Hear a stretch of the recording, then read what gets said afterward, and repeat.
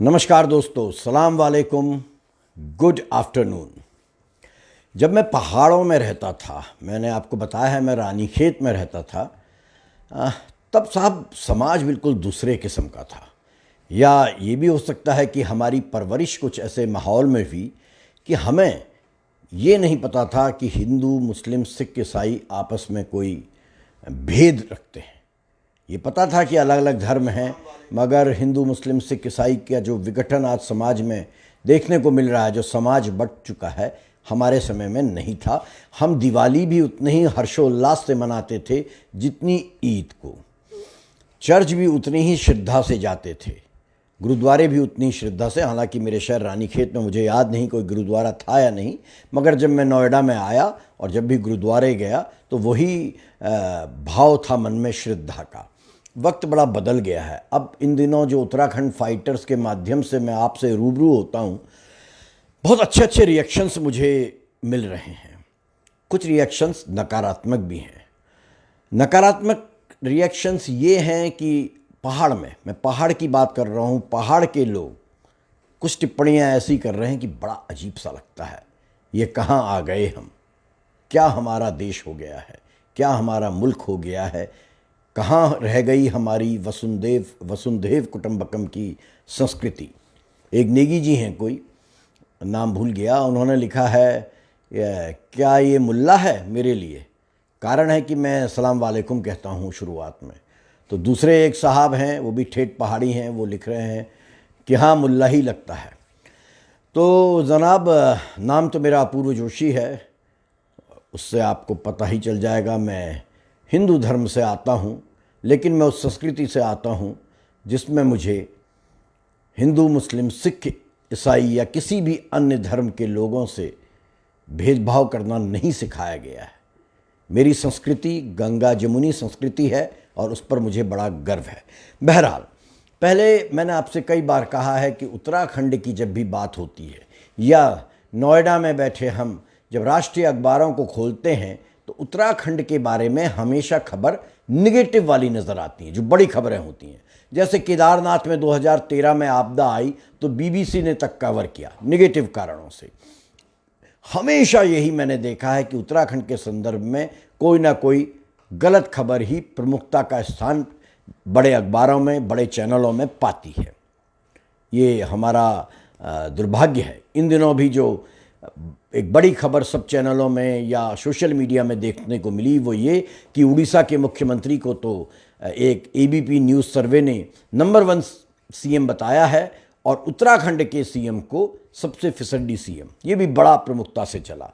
बहरहाल, मैं आपसे अच्छी खबर साझा करूंगा जो मुझे उत्तराखंड फाइटर्स के माध्यम से आपसे संवाद करने के चलते मिली है।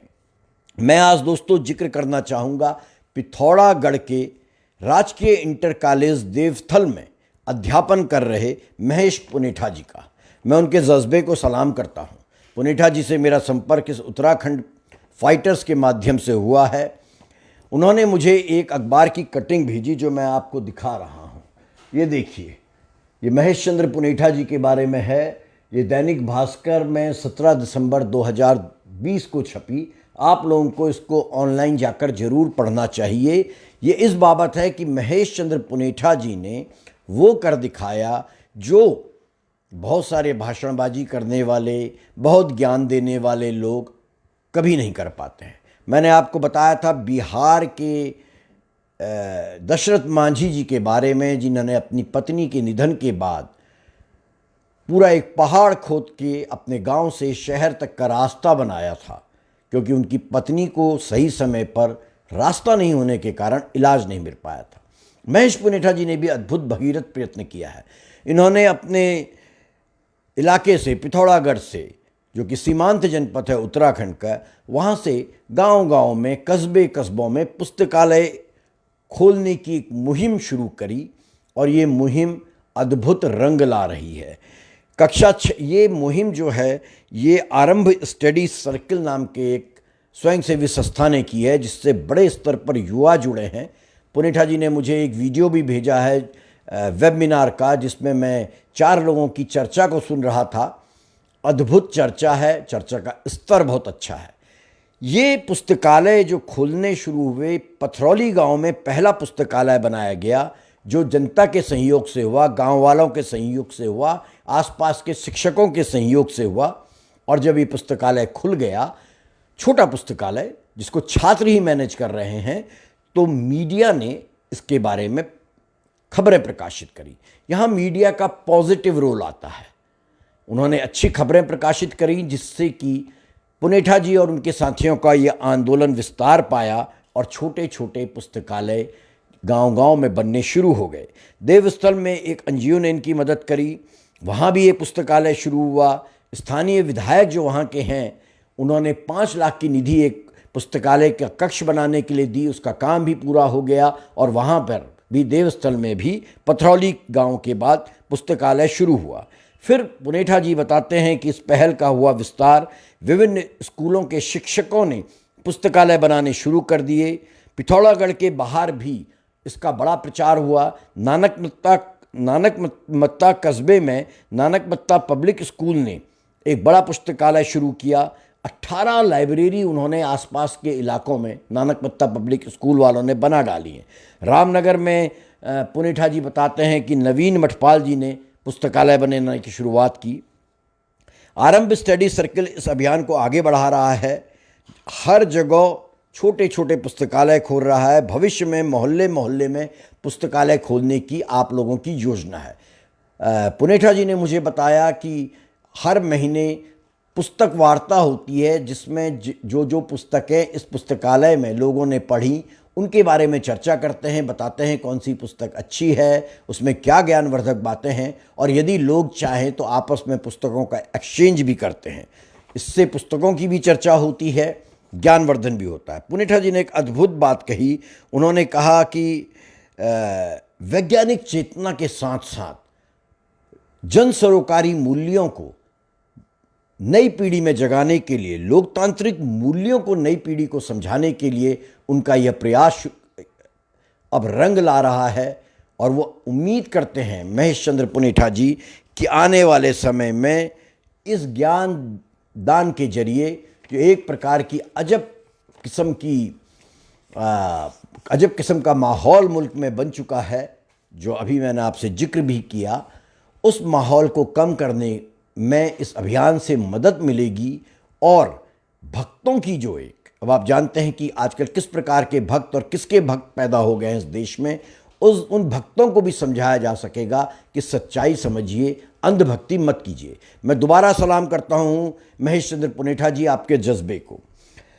अब मैं उत्तराखंड आंदोलन की यात्रा की बाबत की कड़ी को आगे बढ़ाने से पहले थोड़ा समय आपका उत्तराखंड की बदहाल स्वास्थ्य व्यवस्थाओं की ओर ले जाना चाहता हूं। उत्तराखंड के स्वास्थ्य मंत्री हैं स्वयं मुख्यमंत्री त्रिवेंद्र सिंह रावत जी। त्रिवेंद्र सिंह रावत जी मुख्यमंत्री होने के साथ साथ क्या क्या संभाल रहे हैं, एक अकेला आदमी बेचारा। गृह विभाग, गोपन विभाग, कानून और न्याय विभाग, पीडब्ल्यूडी लोक निर्माण विभाग, इंफॉर्मेशन सूचना विभाग, ऊर्जा विभाग, ग्रामीण विकास, राजस्व विकास, तकनीकी शिक्षा, औद्योगिक विकास, वित्त मंत्री भी वही हैं, आबकारी मंत्री भी वही हैं, संसदीय कार्य मंत्रालय भी उन्होंने अपने पास रखा है। इसीलिए बोझ तले दबे हुए हैं बेचारे, और शायद यही कारण है कि एबीपी न्यूज़ सर्वे में सबसे नीचे आ गए हैं। वे राज्य के स्वास्थ्य मंत्री भी हैं। हमारे संवाददाता, दी संडे पोस्ट के संवाददाता श्री कृष्ण कुमार जी ने उनके क्षेत्र डोईवाला, उनके क्षेत्र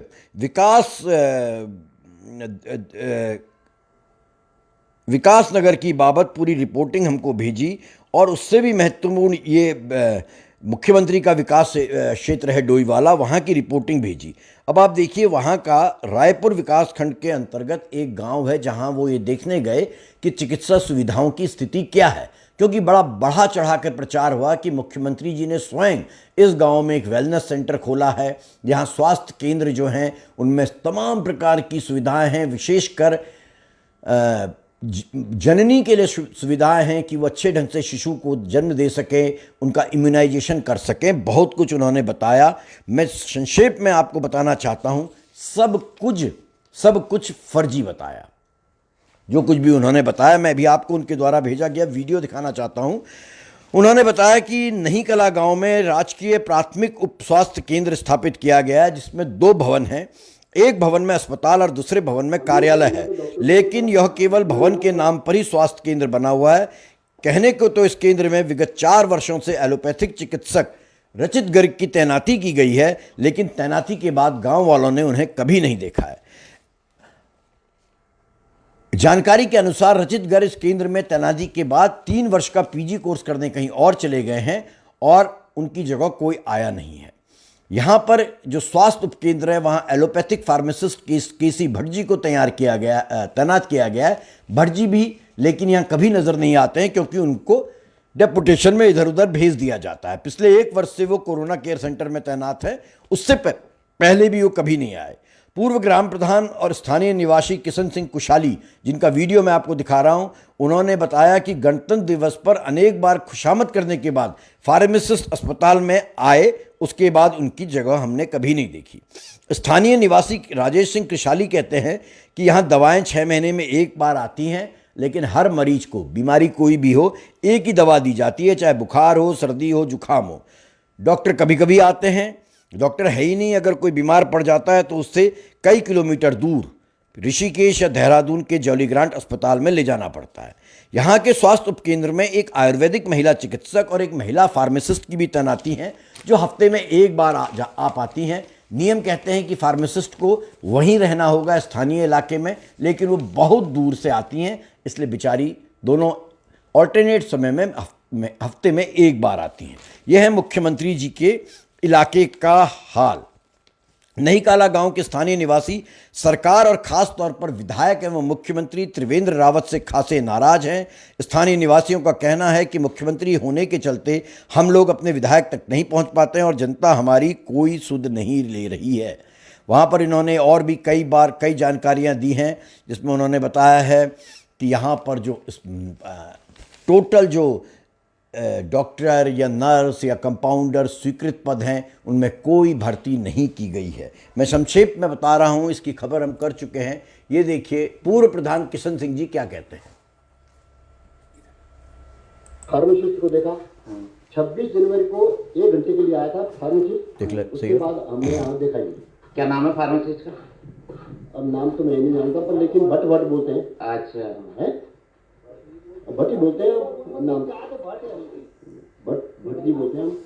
तो जब दवाई वगैरह कौन देता है? फिर हम बीमार होंगे, इलाज वगैरह दवाई यहाँ कोई नहीं देता। एक आयुर्वेदिक की डॉक्टर आती है, रेखारी, वो भी हफ्ते में एक बार आती है। अच्छा। और एक फार्मासिस्ट है आयुर्वेदिक, अच्छा, वो देते हैं। तो बाकी कोई नहीं है यहाँ? अगर आप लोगों को तबीयत खराब हो गई गंभीर तो कहाँ जाते हैं? यहाँ तो 108 भी नहीं आ सकती। 2 वाला या देहरादून या ऋषिकेश या हिमालय। ये पूर्व प्रधान किशन सिंह जी हैं, उनकी व्यथा सुनिए। आपका नाम? मेरा नाम किशन सिंह कुशाली है। पूर्व प्रधान? पूर्व प्रधान।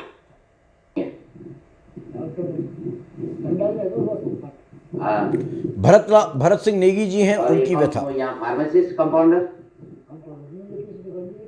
आज तक देखा ही नहीं? आज तक देखा नहीं। तो यह कौन चलाता है हॉस्पिटल? डॉक्टर तो है नहीं है, तो कोरोना में लगी हुई ड्यूटी। हाँ हाँ, तो आती है नियमित। और वार्ड बॉय कौन है यहाँ? हाँ हाँ।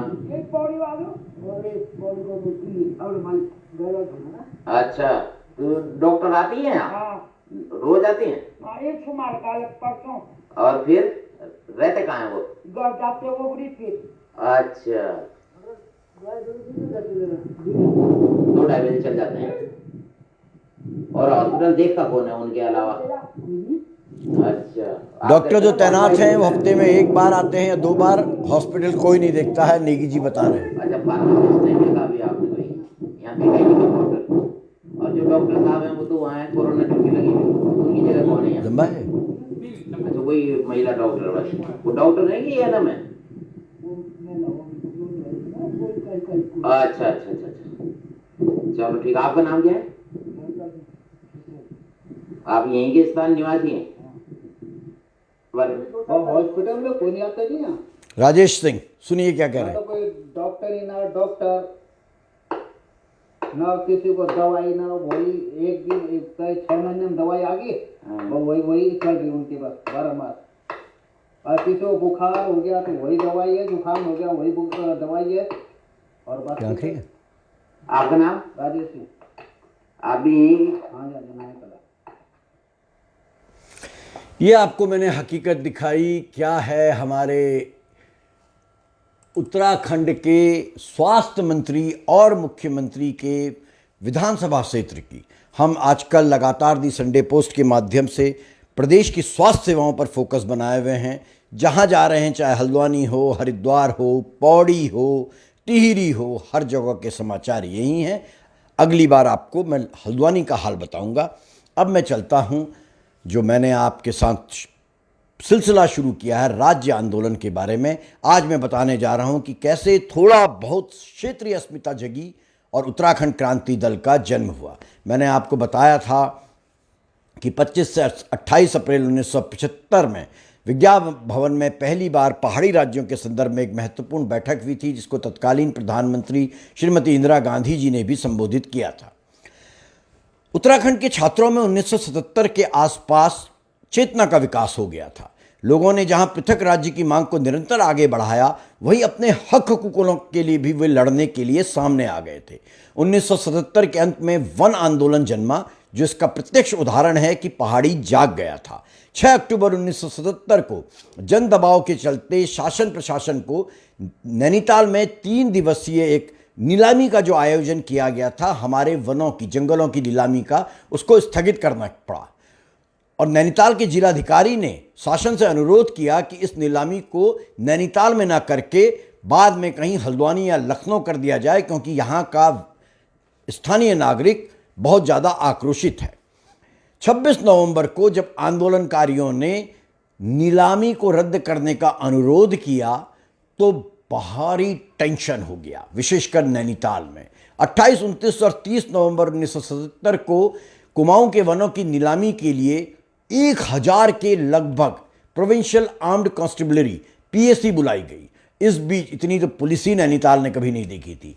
इस बीच नैनीताल में नीलामी की पूर्व संध्या पर माल रोड में पीएसी का फ्लैग मार्च हुआ और धारा 144 तक लगा दी गई 1977 में।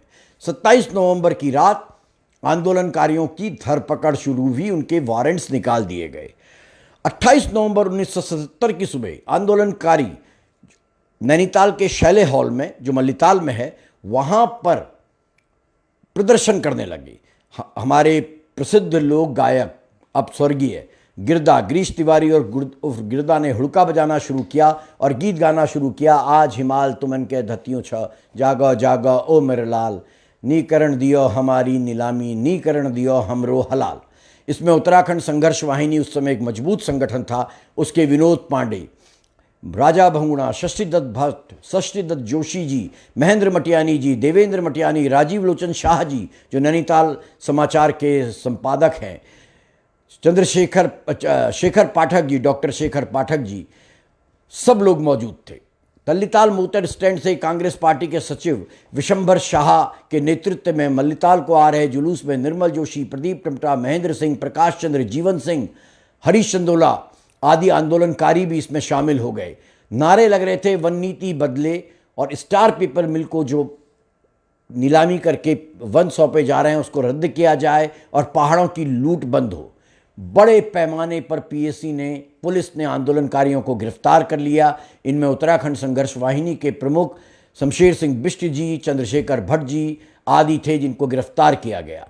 छात्र संघ नैनीताल के अध्यक्ष भगीरथ लाल चौधरी जी जब शैले हाल पहुंचे तो उनकी पीटा गया और पुलिस द्वारा उनको घसीटा गया। इससे लोगों में बहुत आक्रोश आ गया और उसके बाद कुछ ऐसा हुआ जिसकी कल्पना न पुलिस प्रशासन ने की थी न आंदोलनकारियों में। नैनीताल का प्रसिद्ध नैनीताल क्लब, उसकी प्राचीन बिल्डिंग, अंग्रेजों के समय की बिल्डिंग में आग लग गई और करोड़ों की संपत्ति स्वाहा हो गई। नैनीताल की इस घटना के बाद पूरे पर्वतीय क्षेत्रों में उत्तर प्रदेश के व्यापक प्रतिक्रिया हुई। 29 नवंबर 1977 को रानीखेत, अल्मोड़ा आदि सारे इलाके बंद रहे। 28 नवंबर 1977 को नैनीताल क्लब में नीलामी रोकने का प्रयास कर रहे युवकों को तितर बितर करने के लिए पीएसी ने गोलियां दागी थी और आंसू गैस छोड़ी थी। बताया जाता है पुलिस ने 24 चक्र गोलियां चलाई। उत्तराखंड के इतिहास में यह दिन यहाँ के आंदोलनों का ऐतिहासिक दिन बन गया, जब 24 फरवरी 1978 को नीलामी न किए जाने, वन आंदोलन में उत्पीड़न के और गिरफ्तारियों के चलते पूरा पहाड़ बंद कर दिया गया। सन 1978 के नवंबर के अंतिम पड़ाव में उत्तराखंड युवा मोर्चा ने चमोली के विधायक प्रताप सिंह पुष्पराण के नेतृत्व में बद्रीनाथ से दिल्ली बोट क्लब तक की पदयात्रा की। युवा मोर्चा के कार्यकर्ताओं ने 1 दिसंबर से 8 दिसंबर 1978 तक क्रमिक अनशन किया और संसद को घेरने का प्रयास किया। राष्ट्रपति को ज्ञापन देते जाते समय पहाड़ के 73 लोगों को तिहाड़ जेल भेजा गया। ये सब लोग 8 से 12 दिसंबर तक जेल में बंद रहे। इनमें 19 महिलाएं भी थीं। युवा नेता वीरेंद्र जुयाल का नाम इस संदर्भ में मुख्य रूप से लिया जा सकता है। एक और बात, 1977 में जबकि जनता पार्टी की शासन आ चुकी थी, आडवाणी जी सूचना मंत्री थे, उन्होंने अल्मोड़ा में एक आम सभा को जब संबोधित किया तो उन्होंने पृथक पर्वतीय राज्य की मांग का विरोध करते हुए इसे राष्ट्र विरोधी बता डाला। और आजकल आप देख ही रहे, जो भी केंद्र सरकार की नीतियों से सहमत नहीं होता उसको राष्ट्र विरोधी करार दे दिया जाता है। बहरहाल 1979 में जनता पार्टी के टिहरी सांसद त्रिपेंद्र सिंह नेगी ने उत्तराखंड राज्य परिषद का गठन किया। सांसद त्रिपेंद्र सिंह नेगी के नेतृत्व में 15,000 से अधिक लोगों ने वर्षा के बावजूद 24 जुलाई 1979 को बोट क्लब तक मार्च किया। बाद में बोट क्लब में एक सभा को तत्कालीन सांसद त्रिपेंद्र सिंह नेगी, डॉक्टर कुशाल मणि गिरदयाल, मानवेंद्र शाह समेत कई लोगों ने संबोधित किया और पृथक राज्य के बनाने का आह्वान दिया। और इन लोगों ने प्रधानमंत्री मोरारजी देसाई को ज्ञापन भी दिया। इसके बाद आता है एक महत्वपूर्ण मुद्दा कि पृथक राज्य के लिए इतने संगठन, इतने मोर्चे बने, लेकिन कोई स्थायी मंच नहीं बन पाया।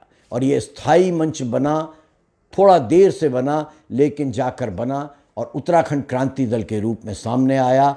कैसे आया और कौन लोग थे जिन लोगों ने सारे पहाड़ के आंदोलनकारियों को एक मंच में लाकर पहाड़ी अस्मिता के प्रश्न से जोड़ दिया, इस बारे में चर्चा करूंगा सोमवार को। तब तक के लिए आपसे विदा लेता हूं। धन्यवाद दोस्तों।